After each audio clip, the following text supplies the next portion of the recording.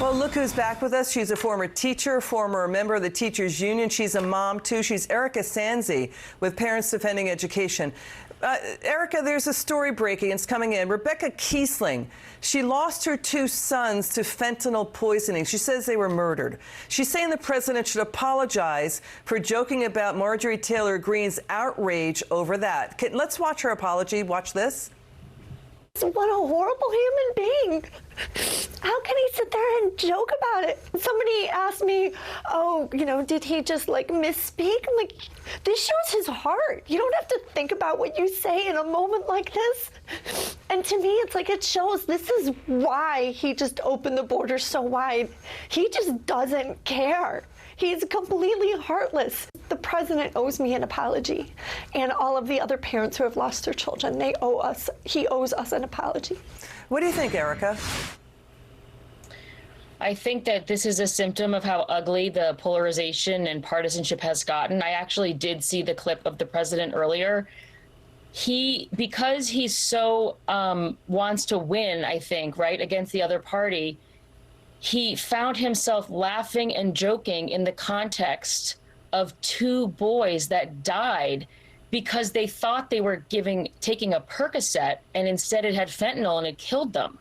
So she does deserve an apology, and he made a really big mistake in, again, laughing and joking in a partisan way when the subject was something as serious as a mother losing 2 of her sons. Yeah, and a young girl also died along with those 2 sons. So this is quite a story that we're covering here. Erika, we want your also reaction to this. We got to move on to this. House Democrats, they're opposing the House GOP's new parental bill of rights in education. So does the teachers union. They call it an overreach. Is it an overreach? It would do things, they're saying it would be harmful to schools and teachers. It would require school districts to do things like post curriculum publicly and notify parents of any instances of violence or assault at the school. Is this an overreach?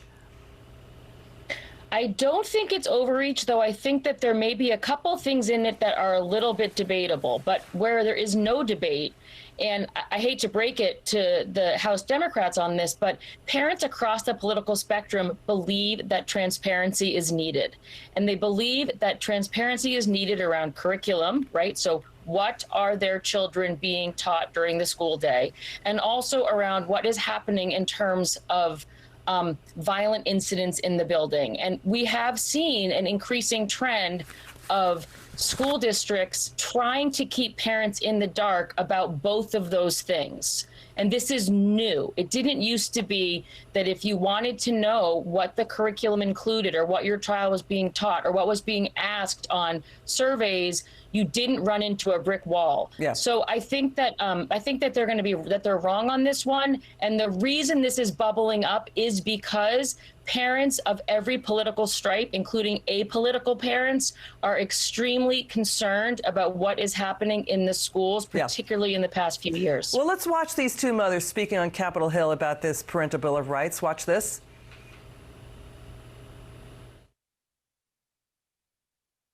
My name is Nicole Solis, and I am a mother from Rhode Island who was sued by the teachers union simply because I wanted to know what my kindergartner would be learning in school. I asked to see the curriculum, and my school told me I had to submit a public records request. The curriculum wasn't posted online, and it wasn't available in a school district. Then I asked them if they were teaching gender theory, and they told me that they don't call children boys and girls, and they embed the values of gender identity into every classroom, including kindergarten, and they didn't want to answer any of my questions further. My name is Neely McAllister, and I am a Fairfax County mother of 4. After Governor Youngkin announced his executive order banning mask mandates in school, my daughter, who is here with me now, she stood firm in her decision to no longer wear a mask to school. And for that, she was suspended 11 times. 11 times for not wearing a mask. Think about how absurd that sounds. That even the New York Times recently had to admit that masks were essentially ineffective and useless. What do you think, Erika? I mean, the White House just disbanded its Education Department Parents Advisory Panel after the DOJ was accused of using DOJ resources and the FBI to target school board parents. It's sort of like they're on the surface of the problem when, to your point, that the media and MSNBC, CNN, they need to do more about addressing what parents are really upset about, like those two parents.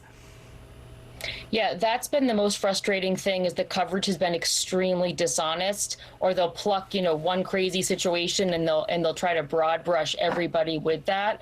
And by the way, the Parent Council was disbanded because they broke the law by only including partisans on the council. All they had to do was include diversity of viewpoint and invite parent groups that had different views. Rather than allow for different views on it, they disbanded the whole thing.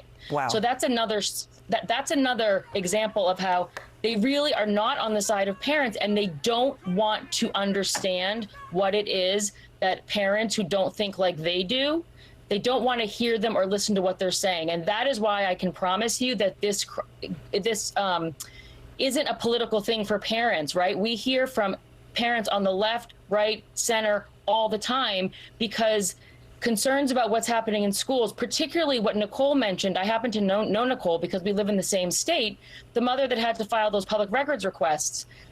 If a school has decided they are going to change language in such a way that they don't use words like boys and girls, and they don't want to use words like mother and father and husband and wife because it's gendered language, parents have every right to say, hold on a minute, who made this decision? And you can't make me play along with your language games. Erika Sanzi, you're terrific. We'll have you back on again soon, okay? It's good to see you. Thanks, Liz.